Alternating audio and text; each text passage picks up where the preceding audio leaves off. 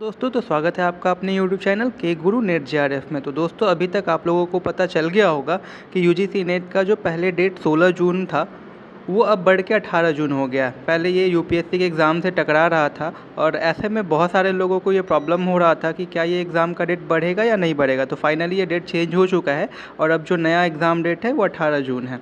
चलिए तो बिना टाइम वेस्ट किए हुए आज के टॉपिक में हम आगे बढ़ते हैं। जैसा कि मैंने अपने पिछले वीडियो में बताया था कि आने वाले वीडियोस में हम स्टार्टिंग से लेके पूरे UGC नेट हिस्ट्री के एक एक टॉपिक को कवर करने की कोशिश करेंगे। तो उसी कड़ी में ये दूसरा वीडियो है और ये स्टार्टिंग है वीडियो का हिस्ट्री टॉपिक के।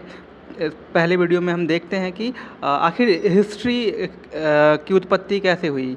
तो हम लोगों ने पहले बात की थी कि हिस्ट्री में हम लोग मानव गतिविधियों से संबंधित ही विभिन्न चीज़ों की बात करते हैं और मानव की उत्पत्ति कैसे हुई उससे संबंधित चीज़ों को भी हमने पिछले वीडियो में देखा था। तो चलिए आज के वीडियो में हम देखते हैं कि ये हिस्ट्री क्या है। तो दोस्तों हिस्ट्री ग्रीक वर्ड हिस्टोरिका से बना है जिसका मतलब होता है इंक्वायरी अबाउट द पास्ट, यानी प्राचीन काल के चीज़ों की इंक्वायरी करना। अगर संस्कृत शब्द में बात करें तो ये 3 शब्दों से मिलकर बना हुआ है, इति, ह और आस। इसका अर्थ होता है ऐसा ही अतीत में गुजर गया हो। तो चलिए अब अपने आगे टॉपिक पे जाते हैं। ह्यूमन एवोल्यूशन, मैंने पहले भी बात करा था कि ह्यूमन एवोल्यूशन किस तरीके से हुआ और इस वीडियो में हम उसी को काफ़ी डिटेल्स में पढ़ेंगे। तो ह्यूमन एवोल्यूशन से रिलेटेड 2 तरह के विचारधारा को लोगों में देखा गया। एक है धार्मिक पहलू और दूसरा है वैज्ञानिक पहलू। तो धार्मिक पहलू के अकॉर्डिंग ह्यूमन एवोल्यूशन किस तरीके से हुआ वो धर्मशास्त्रों में और अलग अलग धर्मगुरुओं के द्वारा इसकी बात की जाती है। हम लोग चूँकि यहाँ पे पढ़ाई लिखाई से संबंधित बातों की बात करेंगे तो इसमें हम वैज्ञानिक पहलू पे ही अधिक जोर देंगे। तो दोस्तों जैसा कि आप लोगों को पता होगा, चार्ल्स लायल सबसे पहले ऐसे इंसान हुए जिन्होंने प्रिंसिपल ऑफ जियोलॉजी 1830 और 33 के बीच में लिखी और इसमें उन्होंने ह्यूमन एवोल्यूशन के बारे में समझाने की कोशिश करा। और आगे चलकर 1859 में चार्ल्स डार्विन ने द ओरिजिन ऑफ स्पीसीज नामक पुस्तक को लिखा और इसमें बताया कि ह्यूमन का एवोल्यूशन किस तरीके से हुआ। इसके लिए उन्होंने बताया कि म्यूटेशन, नेचुरल सेलेक्शन और सर्वाइवल ऑफ द फिटेस्ट के द्वारा ह्यूमन एवोल्यूशन हुआ। तो म्यूटेशन का मतलब होता है कि जब इंसान के जीन्स में थोड़ा थोड़ा करके परिवर्तन होता है तो उससे धीरे धीरे करके एक बड़ा परिवर्तन दिखाई देता है काफ़ी लंबे समय के बाद। और ये म्यूटेशन शब्द आप लोग कोरोना के टाइम में तो काफ़ी अच्छे से समझ ही गए होंगे कि किस तरीके से अल्फ़ा, डेल्टा, ओमिक्रॉन वेरिएशन में किस तरीके से इसका म्यूटेशन हुआ। नेचुरल सिलेक्शन को हिंदी में प्राकृतिक चयन भी बोलते हैं और इसका तात्पर्य हुआ कि प्राकृतिक के चीज़ों के अकॉर्डिंग खुद को और उनसे जो विविध प्रकार के चीज़ों को अडॉप्ट करके इंसान या कोई भी जीव जंतु नेचर में सर्वाइव करता है। और सर्वाइवल ऑफ द फिटेस्ट का मतलब बहुत सारे लोग ये समझते हैं कि जो सबसे मजबूत होगा वही सर्वाइव करेगा। ऐसा कुछ नहीं है।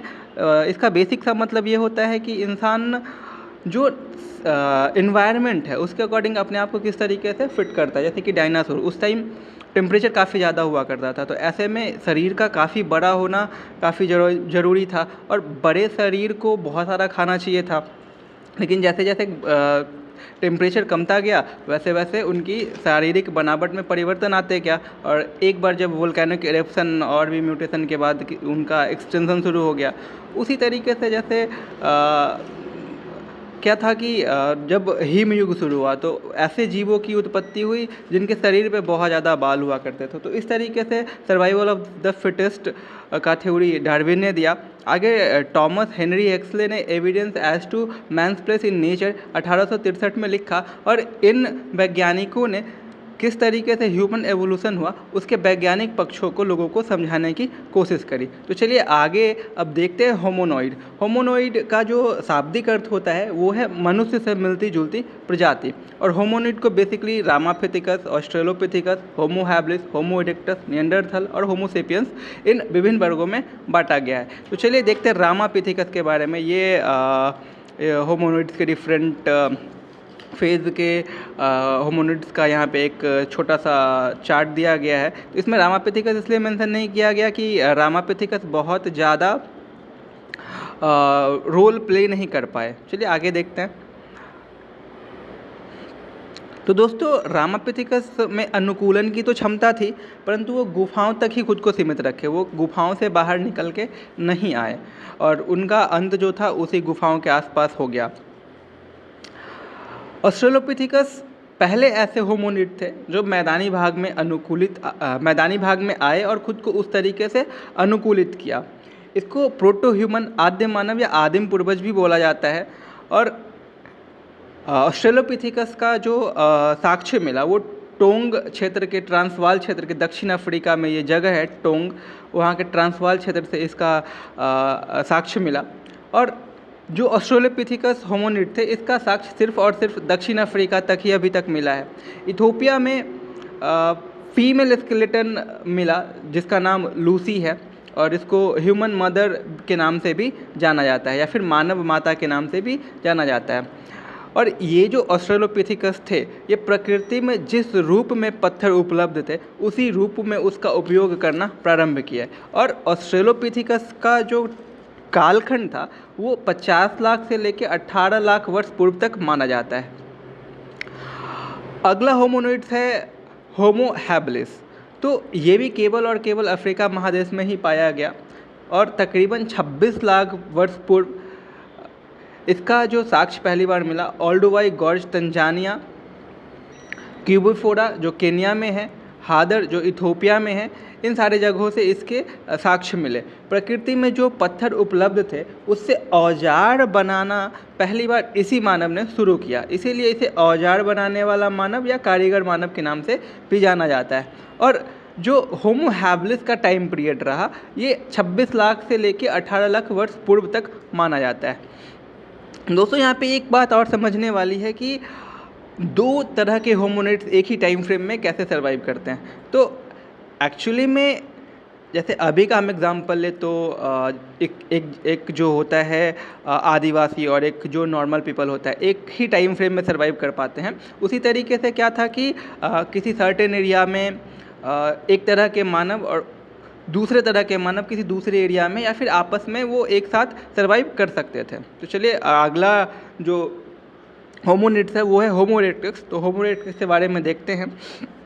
होमो इरेक्टस पूरे तरीके से सीधा होकर 2 पैरों पे चलने वाला पहला मानव था।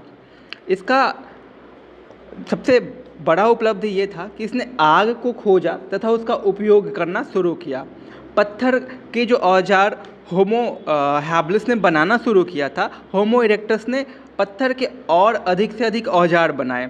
और होमो इरेक्टस का जो भौगोलिक विस्तार था वो अफ्रीका, एशिया और यूरोप में भी पाया गया। अगर भारत की हम बात करें तो भारत में हथनौरा जो कि एमपी में है से होमो इरेक्टस के ही होमोनिड की खोपड़ी मिली है। और ये होमो इरेक्टस का जो कालखंड है वो लगभग 17 लाख से लेके 7.5 लाख वर्ष पूर्व तक माना जाता है। अगला होमोनिड है निएंडरथल। और ये जो नाम मिला इस होमोनिड्स को निएंडरथल, वो जर्मनी के निएंडरथल नामक जगह पर पहली बार इस मानव प्रजाति के अवशेष मिले और इसी वजह से इस मानव प्रजाति को निएंडरथल के नाम से जाना गया।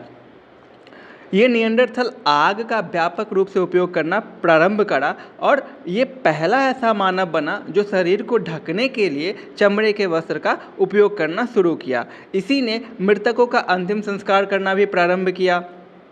और अगर हम निएंडरथल की भौगोलिक विस्तार की बात करें तो ये अफ्रीका, एशिया और यूरोप में मेनली पाया गया।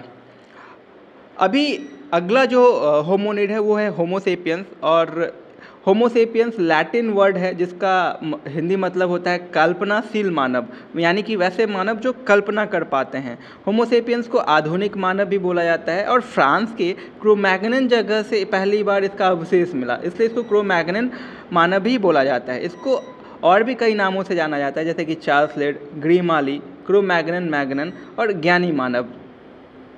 ये होमोसेपियंस या ज्ञानी मानव संसार के सभी जगहों में इनके साक्ष्य मिले।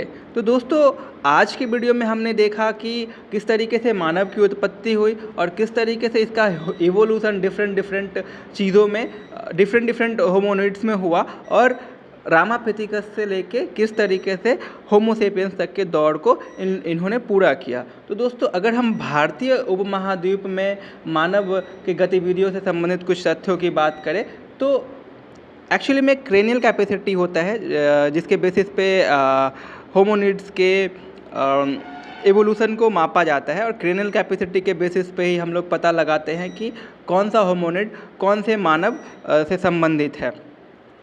तो भारतीय उपमहाद्वीप में अभी तक का सबसे पुराना साक्ष्य जो है होमोनिड्स का, वो रेवात से प्राप्त हुआ है। और भारतीय उपमहाद्वीप में मानव की गतिविधियों से संबंधित साक्ष्यों की बात करें तो 19वीं शताब्दी में शिवालिक हिमालय क्षेत्र के आउटर एरिया से मानव के अवशेष मिले, और इस अवशेष को लेके जो पैलेंटोलॉजिस्ट हैं उनमें काफ़ी ज़्यादा विवाद हो गया। और इस विवाद का रीज़न ये है कि ये अवशेष तकरीबन 1 करोड़ से लेके 1.4 करोड़ लाख वर्ष पूर्व का माना जाता है, और इसे रामापिथिकस या शिवापिथिकस नाम दिया गया। तिथिक्रम और जीवाश्म के साक्ष्य के बिंदु पर विवाद होने के कारण इसे होमोनिड वर्ग में शामिल ही नहीं किया गया। आगे 1966 में अफ्रीका के लोइड रोनी जगह से होमोनिड का जीवाश्म मिला, और ये जीवाश्म निएंडरथैलेसिस का माना गया। होमोनिड का साक्ष्य अफगानिस्तान के इयन लेना, डेम्बा लेना, बेबी लेना, आलू लेना जगह से भी मिला, और ये साक्ष्य होमोसेपियंस वर्ग का था। 1982 में हथनौरा जगह से अरुण सुनाकिया को मानव खोपड़ी मिला, और ये जो मानव खोपड़ी मिला था ये होमो इरेक्टस वर्ग का था, जिसका क्रेनियल कैपेसिटी लगभग 1155 से 1420 सीसी के आसपास हुआ करता था, और यह मानव अवशेष फीमेल का था। 1987 में संज्ञायन महोदय ने भी हथनौरा का दौरा किया, और इन्हें भी यहाँ से कुछ मानव की हड्डियाँ मिली। इनका मानना था कि 1982 में जो अरुण सोनाकिया को मानव खोपड़ी मिले थे, इसी के ये बाकी अवशेष थे, और ये जो अवशेष थे वो किसी 28 से 30 वर्षीय युवती का था। आगे चलकर वीएस वाकरन महोदय को भीमबेटका जो एमपी में है से एक वयस्क मानव का खोपड़ी मिला, जिसके तिथि एवं प्रजाति को लेकर काफ़ी विवाद है। एच.डी. सांकले महोदय एवं इनके सहयोगी रहे एच.एन. राजू के द्वारा पूना जिले से कोई मेल फीमेल के कंकाल को कलेक्ट किया गया। इसमें कुछ होमोसेपियंस वर्ग के थे, और कुछ कंकाल जो पूरी तरह से नष्ट हो गए थे उसकी तिथि तथा मानव प्रजाति को सही निर्धारित नहीं किया जा सका।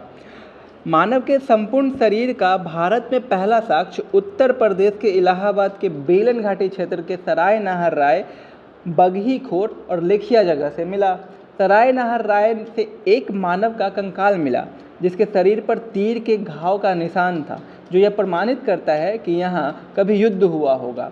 2001 में केरल विश्वविद्यालय के इतिहास विभाग के प्रोफेसर पी राजेंद्रन को तमिलनाडु के आंध्रे जगह से एक छोटे बच्चे का कंकाल मिला, और ये कंकाल जो था ये होमोसेपियंस वर्ग का था। तो यहाँ से एक बार क्वेश्चन पूछा था, 1 या 2 बार मैंने देखा प्रीवियस ईयर क्वेश्चन में, कि ये आंध्रे जगह से जो बच्चे का मानव कंकाल मिला है उसके बारे में पूछा हुआ था। तो दोस्तों ये थी आज की वीडियो, जिसमें हम लोगों ने बात करा होमोनिड्स के बारे में, और किस तरीके से रामापिथिकस से लेके होमोसेपियंस तक के चीज़ों में अलग अलग दौर में जाके अलग अलग परिवर्तन आए। तो उम्मीद करता हूँ ये वीडियो आपके लिए काफ़ी ज़्यादा नॉलेजफुल रहा होगा, और अगर ये वीडियो आपको पसंद आता है तो आप इसे लाइक कर सकते हैं, और आने वाले वीडियोज़ की जानकारी के लिए आप इसे सब्सक्राइब कर सकते हैं। Thank you so much.